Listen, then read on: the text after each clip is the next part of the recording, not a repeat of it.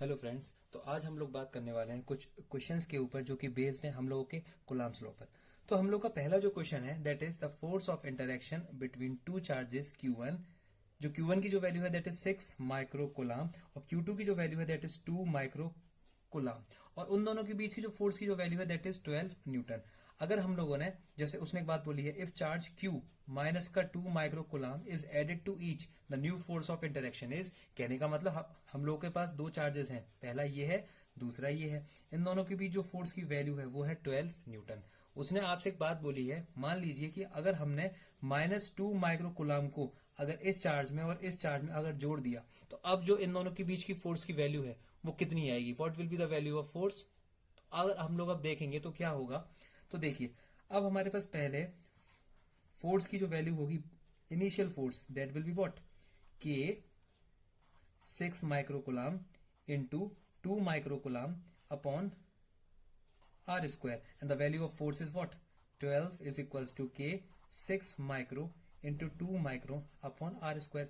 Now what will be the force when the -2 charge is added to both the charges। जब हम लोगों ने -2 charge जो है अगर उसको दोनों में जोड़ दिया तो क्या होगा, देखिए हम लोग का पहला चार्ज की जो वैल्यू है वो क्या बन जाएगी, Q1 is equals to what, 6 -2 micro coulomb, and the second one is Q2 is equals to -2 micro coulomb. अगर हम देखें -2 एंड -2 इज व्हाट, 0, तो Q2 की जो वैल्यू हो गई वो क्या हो गई, 0। अगर हम देखें, अगर हम जब इसको जब रखेंगे F इज इक्वल्स टू के Q1 Q2 over R square में, तो एक चार्ज की जो वैल्यू है दैट इज व्हाट, 0। तो इस पूरी क्वांटिटी की जो वैल्यू हो गई वो क्या हो गई, 0। तो फोर्स विल बी 0।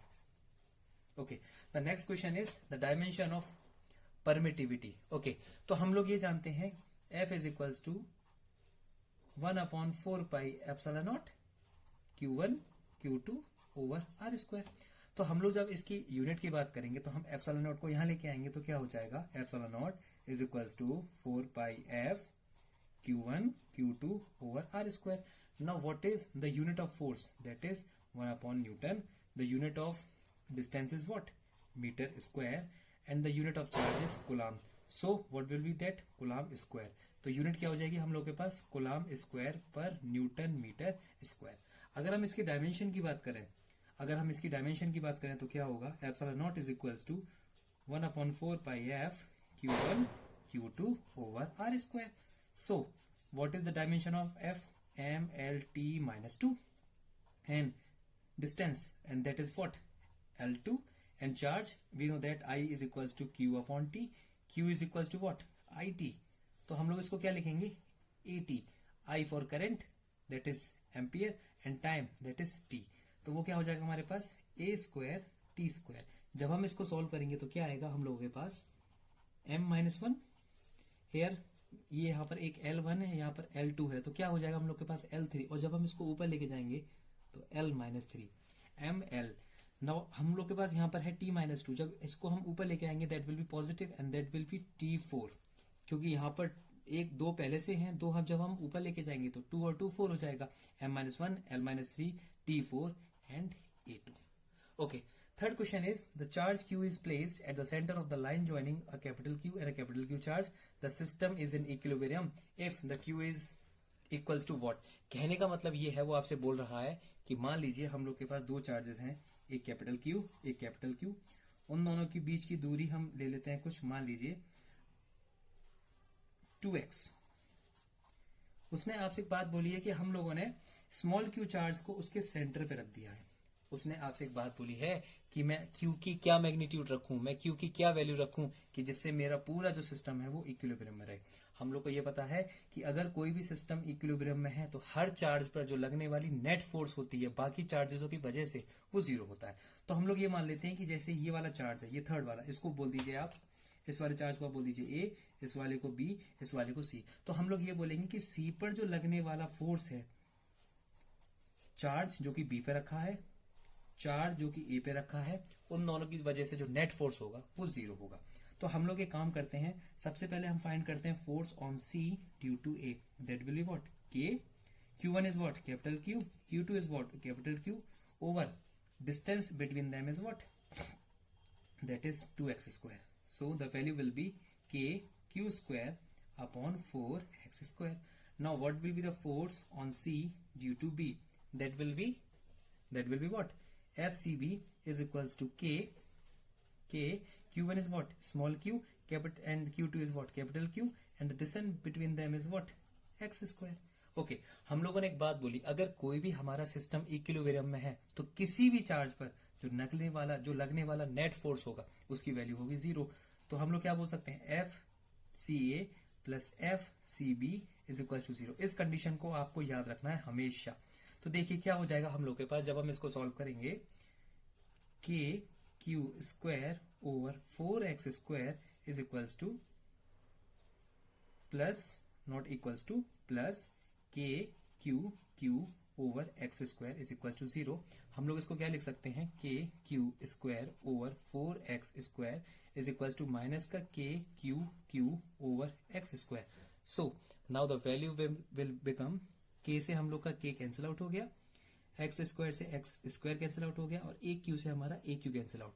तो हमारा जो चार्ज की वैल्यू आ गई दैट इज व्हाट? माइनस का क्यू बाय.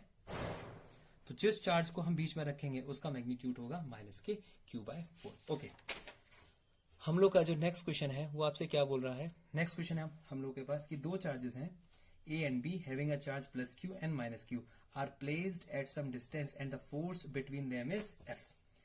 हम लोगों ने देखा कि हम लोग के पास मान लीजिए एक चार्ज है जिसकी वैल्यू है प्लस क्यू, दूसरा चार्ज है उसकी वैल्यू है माइनस क्यू. उसने आपसे एक बात बोली है, उन दोनों के बीच कुछ दूरी है और उन दोनों के बीच जो लगने वाला फोर्स है दैट इज एफ. तो हम लोग जब अगर इसको सॉल्व करेंगे तो क्या आएगा? F equals to K capital Q into minus का capital Q over R square. उसने अब आपको सेकंड कंडीशन दी है, then if 25% of charge A is transfer to B the force become. कहने का मतलब अगर मेरे पास पहले में से 25% चार्ज निकालकर मैंने चार्ज बी में दे दिया तो अब जो मेरे फोर्स की वैल्यू है वो क्या होगी? तो देखिए मैं मान लेता हूं कि पहला जो चार्ज था वो था प्लस क्यू. अगर मैंने इसमें से 25% निकाल लिया, अगर मैंने इसमें से 25% निकाल लिया तो मेरे पास क्या रह गया? 75 Q by 100.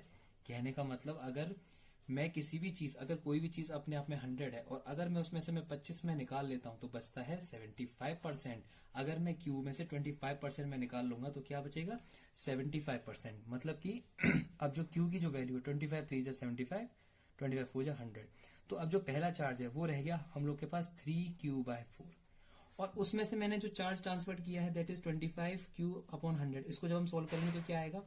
1/4 which is equals to Q by 4. कहने का मतलब ये है कि मैंने इस पहले चार्ज में से क्यू बाय 4 चार्ज को निकाल लिया. अब इस क्यू बाय 4 चार्ज को मैं ट्रांसफर करूंगा सेकंड चार्ज में, तो सेकंड चार्ज की वैल्यू है माइनस क्यू.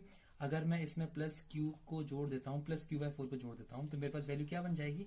4q प्लस का क्यू ओवर 4 माइनस का 3q बाय 4. तो कहने का मतलब ये है कि जब मैंने पहले में से जब 25% ये जो निकाला है, दिस 25% को जब मैंने निकाल कर सेकेंड वाले में ट्रांसफर किया है तो मेरे सेकेंड वाले की अब वैल्यू बन गई है माइनस का 3q बाय 4.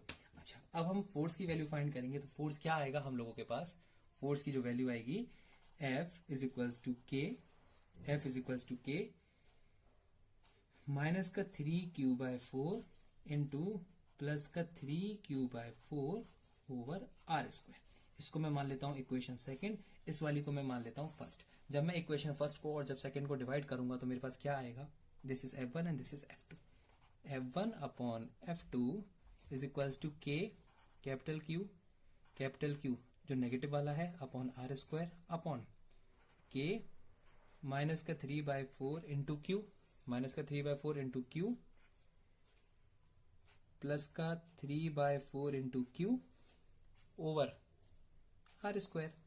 ओके, तो मेरा आर स्क्वायर से आर स्क्वायर कैंसिल आउट, मेरा आर स्क्वायर से R square cancel out, K से K cancel out, capital Q से capital Q cancel out, minus Q से माइनस क्यू कैंसिल आउट. तो मेरे पास वैल्यू क्या बची? F1 upon F2 is equals to 1 upon 3 3 जा 9, 4 4 जा 16, 9/16. और इसको हम क्या लिख सकते हैं? F1 upon F2 is equals to 16 upon 9. तो हम लोग की जो F2 की वैल्यू क्या बन गई? F2 is equals to 9/16 times of F1. हमारा जो अब फोर्स है वो पहले फोर्स के 9/16 टाइम्स हो गया. ओके, हम लोग का सेकंड जो क्वेश्चन है वो क्या है, मान लीजिए an object has a charge of -2 microcoulomb and the B has 6 microcoulomb, what is a true. मतलब उसने एक ट्रू कंडीशन पूछी है कि ट्रू कंडीशन क्या होगी।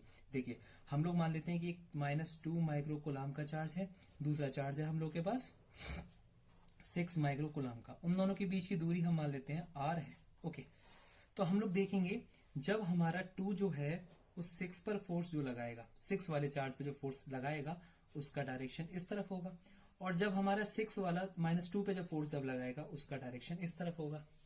अच्छा, हम लोग को ये पता है दोनों जो फोर्स की वैल्यू आएगी, चाहे वो -2 जो 6 पे जो लगा रहा है या जो 6 जो -2 पे जो लगा रहा है, उन दोनों की जो मैग्नीट्यूड की जो वैल्यू होगी वो सेम होगी।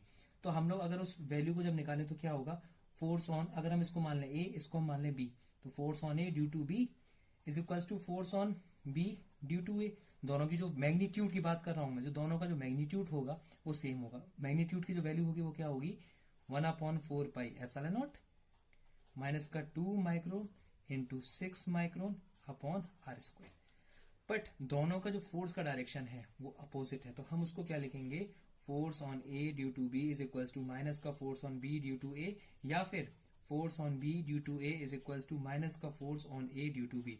अगर हम देखें इसमें से हम लोग की सेकंड कंडीशन एकदम करेक्ट है।